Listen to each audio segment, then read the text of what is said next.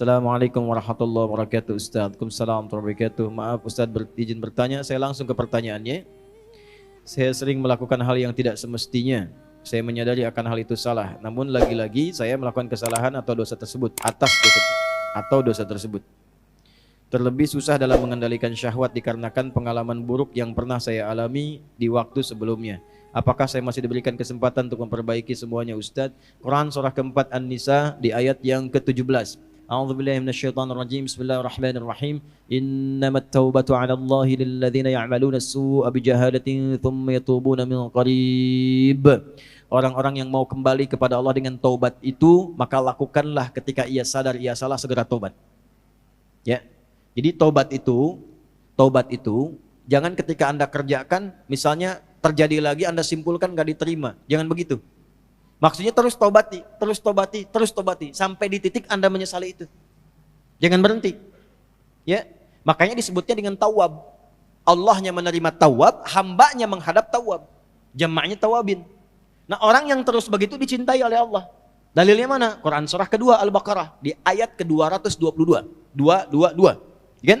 Innallaha yuhibbut tawwabina. Innallaha yuhibbut tawwabin. Allah sangat mencintai orang-orang yang terus bertaubat. Salah, taubatin lagi. Salah, taubatin lagi. Salah, taubatin lagi. Sampai kita merasakan titik jenuh dalam bermaksiat dan kembali kepada taubat. Nah, bagaimana mendorong supaya kuat pengaruh taubatnya? Satu, kata para ulama mengatakan, ketika Anda terdorong berbuat maksiat karena dorongan syahwat itu, bayangkan saat itu diwafatkan oleh Allah. Itu cara menghentikannya. Ya. Ada dorongan syahwat nih. Ya. Ketika akan terfikir untuk melakukan, bayangkan, rasakan bagaimana kalau diwafatkan saat itu. Nah, itu akan menghentikan seketika. Ya, seketika itu akan berhenti.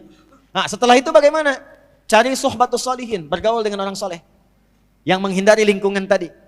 Ya, kalau tayangan, hilangkan tayangannya, ganti dengan yang baik-baik. Bacaan, mulai hilangkan yang buruk, ganti dengan yang baik. Untuk menemukan itu, bergaul dengan orang soleh. Lihat, Anda pelajar di kampus, cari orang soleh. Ya, temani dia terus. Temani, supaya mendapatkan bagian dari kesolehannya. Setelah itu, latihan selanjutnya yang pertama, sholat. Karena sholat itu kuncinya. Inna sholata tanha anil fahsya'i wal. Nah, syahwat itu munculnya dari fahsya. Pornografi, porno aksi, LGBT, kata-kata jorok dan lain sebagainya, itu dari syahwatnya fahsya. Pencegah utamanya adalah sholat. Maka dalam sujud mohonkan khusus kepada Allah supaya bisa dibimbing, diberikan kekuatan oleh Allah untuk mengendalikan syahwatnya. Satu, taubat jangan berhenti, optimis terus. Yang kedua, rasakan kalau akan terfikir berbuat maksiat akan diwafatkan. Yang ketiga, cari teman yang soleh. Yang keempat, sholat optimalkan. Yang kelima, latihan puasa. Gitu ya. Sebab puasa itu paling efektif untuk bisa mencegah maksiat. Ya, Anda kalau syahwat sedang muncul, sedang puasa, nggak akan dilakukan. Berat untuk melakukan itu. Minimal pertama takut batal puasanya. Takut batal, kesananya lagi, itu akan terbiasa. Ya, akan terbiasa. Ya, yang biasa buka juga kalau puasa kan memang setengah-setengah dulu. Ya, kan dulu pernah saya waktu di Kalimantan ada cerita dari Sumedang. Preman tobat, pensiun. Kemudian dia puasa. Ya, begitu dia lewat, lihat rumah makan tuh. Rumah makan kok buka? Wah, jiwanya muncul lagi, datang ke situ gebrak. Pak, apa nggak tahu ini waktunya puasa? Jangan begini dong, tutup katanya. Tutup. Jangan kelihatan orang, tutup. Begitu ditutup, udah selesai, es teh manis satu Pak.